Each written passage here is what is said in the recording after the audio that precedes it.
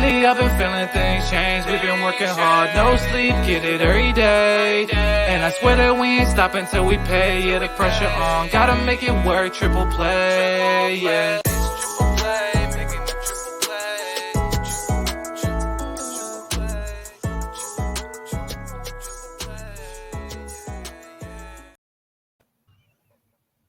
Happy New Year. This is Triple Play Fantasy Basketball. Trying to give you some insight to week 12 of the fantasy basketball season. I'm your host, Coach James Lewis. On the other end, Doc Mendelson. What up? Happy New Year. Hey, happy New Year to you too, Coach. You got any resolutions? Don't draft Anthony Davis because he's a walking injury. Stay away from those guys. If you're new checking us out here at Triple Play Fantasy, we go over waivers. We talk about people that are safe. We talk about people to drop. Shout out Benbow, Metro Know Me Music for our intro. We're stationed out here in Maryland. I reside somewhere close to Baltimore. Doc, he's all over the place. Depends on the day. Let's take a look at our games watched this week. There's one team that only has 2 games, and there's actually some people on the waiver wires that you could be looking at that you might, want to wait till the following week.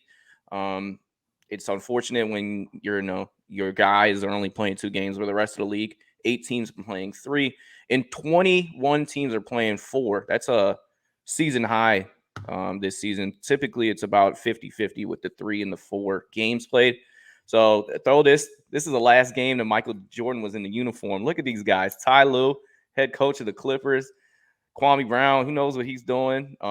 He's probably talking shit to somebody. Christian Laettner and Larry Hughes. Anyways, I stumbled across that picture, and shout out Jordan, the GOAT to many people. Pickup candidates. Now, a lot of these guys, as I'm going through the wires, they're like 50% roster. You're not going to find them too many places, but if they are not rostered, it's criminal. And you need to lock them up and put them in your team. So Quickley is probably what's that? Arrest them. Get these guys. Thomas Bryant, of course, he's benefiting off that Anthony Davis injury. Malik Beasley's been doing it all year. He's a safe candidate. I know he's top 5 in 3-pointers made. And hey, Minnesota could probably use that. Oh, no, they just traded him away for Gobert, the worst trade of all time. Hey, what's your feeling on that? Is this the worst trade? I know it's too early. No. Okay. I will admit, as a Rudy Gobert fan, he has underperformed. And I think it's because when you look at what they traded away, like Walker Kessler has been doing great. Malik Beasley's been doing great. Pat Bev was a piece of that trade also. But you got to see Jared Vanderbilt. Yeah, wait to see till everybody's healthy. Like, wait till Cat's healthy. Like, let him. It's too early to judge the trade. No, it was the worst trade of all time. You build around your star, Anthony Edwards, okay, and you have the perfect fit with Cat stretching out from deep, and you clog it up. You clog it up with this Gobert guy who's getting worse as he gets older. Jeez, what a steal! 4 first-round picks, not to mention guys that had just got drafted. Anyways. Back to our main feature here. Norman Powell, Tim Hardaway Jr., Bones Hyland. They've been mentioned before. We're going to fly through this. Immanuel Quickley in the last week, 25 points, 5 boards, 10 assists. Now, the field goal percentage is not a whopping number like the rest of those at 35%. But if he's out there, you got to pick him up. He's getting swipes too. I know Doc is a benefit of picking this man up, and you never know where he's going to lie in the Tibbs rotation, but right now he's playing heavy minutes. 40, 43, 51, 29 assists in the last 3 games, 25 and 27. He's 3 straight games of 20-plus points. He's jacking, but you love it. And you got to love the 36, 7, and 7 against San Antonio. Everyone's balling against San Antonio this year, and we saw Luka dropping another 50 ball. Thomas Bryant is eating over there in LA. 17 points, 12 boards in the last week. He's shooting a whopping 80.8 from the field. Almost a block, almost a steal. I think it's kind of surprising, the rebound numbers, because we've seen him for the Wizards in the past. And he hasn't been like incredible at doing that, but he's grabbing everything for the Lakers, and he's helping them out. So if he's available, you got to get him, especially The one thing about Thomas Bryant, he's been alternating minutes, 33, then 19, 31, then 23, then 34. He has a history of knee issues. He's only 25. So just keep that in mind if you're expecting, ball out performances every day. Yeah, I think he has 2 ACL tears in his career. So yeah, you do have to watch out for the knee injuries. And but when it's feeling good, he's gonna fill it up. Malik Beasley, speaking of fill it up, this guy is a sniper. Like I said, top 5 and 3-pointers made. If he's there, like, you got to keep him a roster. I know he's going to be sort of like one of your last people on your benches, but in a categories league, he's huge for 3-pointers, and he's always going to get you points. And so in points leagues, I'd still have him too. 59% rostered, so you're not going to find him many places. Norman Powell, 48%. People kind of forgot about him after he got hurt, but he's the 3rd leading scorer on this Clippers team. Is a big part of it. And recently, 19 points against Boston, 22 against Toronto. He finally got his ring too, by the way, Doc. About time. Yeah. So you know how they went to Tampa for the whole COVID thing. He hadn't been back home, so he finally got his ring. It took till 12/27/2022 to get his Toronto Raptors ring, but he has it now, and he's trying to do that for the Clippers. Tim Hardaway been shooting the crap out the ball the last month. This is a good sample size. We like seeing things that are more than just a week. But in the last month, 3.4 3-pointers a game. That's going to put you in the top 5, top 10 in the NBA. He's getting a swipe here. He hit 6 threes against the Lakers on Christmas, and he looked good doing it. Coach, friendly bet that Tim Hardaway Jr. is a drop candidate in the next month. He does this every season. Yeah, but I always say when shooters shoot and they're hot, you get them. So you're probably going to lean more to the Bones Hyland guy then. In the last week, he's given you 6 assists, and that's the big number because we all know that he can fill it up from deep. He hit 5 threes against Boston just yesterday, and against Sacramento, he had 11 assists and 20 points. So if Bones is out there, get him. I know he's a big pickup drop in my league. I've seen him pick it up and drop, but right now he should be rostered. Jamal Murray's been missing a couple games here and there too. Yeah. Denver's leading their division, and it might be something as we get closer to the playoffs where they give a little bit more maintenance days to Jamal Murray, make sure he's healthy for the postseason. So even if you're not looking to add Bones Hyland now, that might be something you want to add to your watch category and revisit later in the season. And they are a threat out there in the West. And we saw what they did to the Celtics yesterday. They're winning big games. Jokic is putting up video game numbers left and right. Safety belt. Someone else that's been coming and going all season long, and that's Derrick White. But on the season, 10 points, 3 boards, 3 assists. He's chills. I mean, almost a block, almost a steal. He doesn't wow you, but he is a safer candidate, but you don't feel bad picking him, dropping him. He has 5 blocks in the last 3 games. He's 6'4". That's crazy. What do you mean it's not impressive? He's impressing me. Do you got him over Bones? No. But here's the thing. Like, Derrick White is playing more minutes than Bones, like 23, 37, 30, 30, 33. But that scoring is going to be capped as long as Tatum and Brown are there. Yeah, he's just a good overall basketball player. And since they made that trade, they've had the best record in the NBA. For some reason, I feel like players always do well when they leave the Spurs in recent years. Noted. Look at what DeRozan did. Yeah. See what Primo does in the future. Too soon. All right. Pickup candidates. Naz Reid, Donte. Like, we've told you about these guys, but look, like, they're only rostered about, this is, average 40%. So Malik Monk, Burks, Grimes, DiVincenzo. If these guys are out there, give them a look. Again, here's a sample size with, Cat being out. Naz Reid, who recently has been finishing games out ahead of Gobert sometimes. Surprise, surprise. 14 points, 7 boards, giving you a block. I just love this guy's game. He's a really good basketball player, and it's just unfortunate that big Frenchman is clogging up the paint. It is interesting since Kyle Anderson has come back. It's just another man in the rotation, and his minutes have gone down a little bit. but it's a back spasms issue for slow-mo. So that's something where that could pop up at any time. So if Naz Reid was dropped and he's 38% rostered in Yahoo, I would definitely scoop him back up. Especially in categories league, he fills it up. So does this guy, Donte DiVencenzo. He does a little bit of everything. Grab some boards, hit some dimes. He can hit the 3 ball, get some steals, and he's playing heavy minutes with Steph Curry out. So he's somebody that should be rostered until the aforementioned Steph Curry comes back. 4 straight games of 30+ minutes. He had 4 steals last game, Coach. Are we thinking that he might be in the steals quarter? Or is it a little too premature for that? It's too premature. Come on, okay. man. Okay, it's a high class organization, so we're selective. He's definitely on high watch for that, especially when he's calling out Dame Lillard. I got him. Get off of me. I got him. I love it. You gotta love that competitiveness.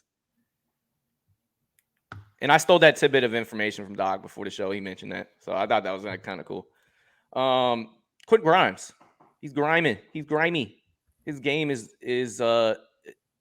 grimy as well. He plays really good defense, but he's been filling it up from 3 recently in the last 2 weeks. 20 points a game, 4 boards, almost 4 threes a game and a swipe. And he's part of that. Tibbs, we play way too many minutes basketball, and he's shooting guard, small forward eligible. So he's out there. Go get him. I feel like Tibbs is responsible for so many people having bad knees as they get older. Jimmy Butler going to need a cane by 50 years old. Yeah, it wasn't Derrick Rose's power and when he was landing on his knees. It's Tibbs playing him so much. I mean, Jimmy misses a lot of time too this year. He's been frustrating to own. He's always on the day-to-day, and he just seems like he plays against the good teams and takes days off against the bad teams. And shout out Tyler Hero. That was a nice game winner, a little one-footed runner. Did you see that? I did not, but now I know what. Yeah, you got to go check it out. Tyler Hero. He's got kahunas. Alec Burks. We love a point guard, shooting guard, small forward eligible player. We've told you to pick him up before, but in the last week, 19.5 points, 4 boards, 4 assists. He benefits a little bit with Killian Hayes being out for knocking out Mo Wagner, but he gets consistent like 20 some odd minutes, and when he gets hot, he can fill it up, as we saw against Orlando when he popped off and hit 6 threes and 32 points. James, some of us have New Year's resolutions, and one of mine was to continue to speak up, and this is going to be our first disagreement of 2023. Alec Burks is fool's gold, to use your own line. So we're talking about a guy that's points leagues only because he's not giving you many. He's been getting a little bit more stocks. We put him on this graphic because of his 32-point, 10 of 11, 6 of 7 from 3 game. He followed that with 19 from 7 and 9 from the field. And then after that, 13 points, 4 out of 13 shooting. He's playing 20-something minutes a game. And because Killian Hayes is suspended 3 games, just wait till he comes back. Those minutes are going to drop. He's a streamer. Unless Cade Cunningham is coming back this season. I mean, he's averaging 14 on the year. Like, you act like this was just a last week sample size. In the last month, he's giving you 14. The last 2 weeks, he's 15. Okay, so 3 boards. 2 dimes, giving you a swipe, 2 threes, category. So he's had 4 really good games, or 4 games double digits scoring. Would you agree he's mostly a points league guy over a Cats? I like him for Cats because he's going to give you threes. He's going to get you rebounds and assists and swipes. Rebounds, 2.9 per game. That's a lot right there. 2 assists. That's a lot. I mean, it's a little bit of something, but he did have 7 rebounds in the last game that he played. That's probably a career high for him. He's never averaged more than 4 point. He had 5.5 one season. But let's go to December 23rd, 7 points in 21 minutes. December 21st, 7 points in 12 minutes, 10 points in 17 minutes. I like how you mentioned his 2 7-point performances, but he was double digits in what are those 6 of the last 8 games. Excuse me. And 27 against the Hornets, 32 against Orlando. He only missed 1 shot. He was 10 for 11. Okay. And that's the whole reason why you made a graphic for him, is that one game. Against Orlando. We got against Orlando. In one where Killian Hayes got suspended. All right. So his lines look awfully similar to Malik Monk. On the season, though, we love a sample size like this. This is a safety belt guy. 15 points. 2 boards, 4. It's funny because I say he's safety, but like he does have up and down performances from night to night basis. But he is part of the Sacramento Kings team that is playing really good basketball. We saw him drop 33 against Denver just in his last game. 18 points, 5 boards, 3 dimes, 3 3-pointers. That's what we like for categories league. But you're gonna tell me you like Malik Monk, but not Alec Burks. That's what you're going to tell me. I think Malik Monk is more consistent than Alec Burks. You know what you're getting with Malik Monk. Alec Burks, once again, I'm going to use your expression, just spray it on you. Fool's gold. Fool's gold. I do have to say, I would prefer a Monk over an Alec Burks. So very, very. I'm not saying you're right or anything, but pickup candidates. So these guys are a little lower in. Because of like how many people have him rostered. And then also, we mentioned that the Wizards only play 2 games. So Rui and Gaff, I think we're going to have a discussion here, Doc. Tell me why Rui is a must pick up. Well, you and I disagreed on him last week. So the last 3 games, he's played 28, 29, 32 minutes. Remember, he's working his way back from an injury, but he's dropped 26, 16, and 30. He's shot 50% in 2 out of those 3 games. He's given you some threes, given you rebounds, 16 over those last 3. Not many assists, 5, but the Wizards might be looking to enhance his trade value before the deadline. The Wizards have kind of ruined him a little bit, and I feel like they're trying to showcase. But when you just see him, he looks the part too. He has a good mid-range. He has good footwork. I tried telling you to pick him up last week. In my opinion, we talked about fool's gold. Here he is. He has 1 game where he goes 11 of 13, and everyone's going crazy. He doesn't rebound. I know you said he has 9 rebounds in the last 3. He doesn't rebound the ball. He definitely doesn't. Be 16 in the last 3. He definitely doesn't pass the ball. Like his game is like, I'm gonna run my right shoulder into you, and I'm gonna pull up. Like he's not jacked. Of course, he can do that when he has that physique. Yeah, not in today's NBA. He's not Carmelo. Like he's a wannabe Carmelo Anthony back in the day, and he is fool's gold. Are you going to ignore he shot 11 of 18, 3 of 5 from threes yesterday? Oh, who was playing for Milwaukee? Milwaukee has won a championship in the last. Who did they suit up yesterday? Who's he? They had Bobby Portis guard him. Okay. Talk about a Bobby Portis type of underrated talent. Daniel Gafford still killing you with block. I really think that I know they only play 2 games this week, but you gotta think about rostering him. He's starting now. And he, some games there's times where he gets played off the court because he doesn't shoot threes at all, but he plays above the rim. He will boom on you, and he will meet you at the rim and block you. Shout out Daniel Gaff. He has been playing well. And they've been giving him minutes. They've been giving him minutes. So I must retract my statement from like 3 weeks ago. J-Dub, Jalen Williams. He's started for OKC and does a little bit of everything. Only 32% rostered, but 16 points, 6 boards, couple assists. We see the defensive ability where he's giving you 1.3 steals, 1 block, 58% from the field. He's always been an efficient shooter since his college days. He's shooting over 50% on the season, and for a rookie to do that, it's impressive. I just like his game overall, and I think he's a safe pickup, and you can find him in most leagues. I like him. I hate Oklahoma City's rotation because they're going to bring someone that's going to take his minutes next week. You never know what you're going to get over there in OKC. I definitely can agree on that part. Aaron Nesmith, only 16% roster in the last 2 weeks. Did you see him catch a body? Oh, you're going to tell me no, you didn't. I did.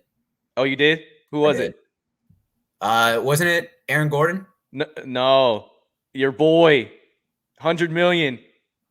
Put him on a poster. He's not even going to say it. Yeah, Jared Allen. He put Jared. I didn't even know he could bounce like that. Nesmith, I'd stay away from him, but he's somebody that you should at least watch, and he's getting consistent minutes over there in Indiana. And who knows, are they showcasing people for trades? Is anything ever going to happen with Miles Turner? Because the whole Miles Turner thing is happening, Jalen Smith is out of the rotation. You got to drop him. if there's a trade made, you got to go pick him up immediately, because when he does actually play minutes, he produces a high level. He gets you high rebounds, he gets you some blocks, he can hit three. But I feel bad for Jalen Smith. I owned him in multiple leagues, and I just got to break ties with him. Mm-hmm. Yeah, that rotation's kind of iffy. Aaron Nesmith blocking in 3 straight games. Something to monitor. 1 block in the last 3 games. 1 block in each of the last 3 games. Okay, we'll With see a if little that keeps consistency. up. Watch candidates. Mark Williams, play this man. Holy moly. I'm just gonna have to have another tangent here. Then we've talked about Jalen Duren in the past, but this man in the last week averaged 10 and 7, but it's because in 21 minutes against OKC had 17 points, 13 boards, and 4 stocks. That was 2 steals, 2 blocks. Against Brooklyn in only 15 minutes, 8 points, 7 boards, 2 steals. Play this guy. Like, Nick Richards is not the future. This team is going nowhere fast. Why doesn't he play basketball? Coach, guess his wingspan. It is. He's 7 foot. Yeah, I know. His wingspan is 7'8", 7'10". 7'7". Okay, I remember that from. Play him. I'm with you. Yeah. Me and you are agreeing for once. That Charlotte should listen.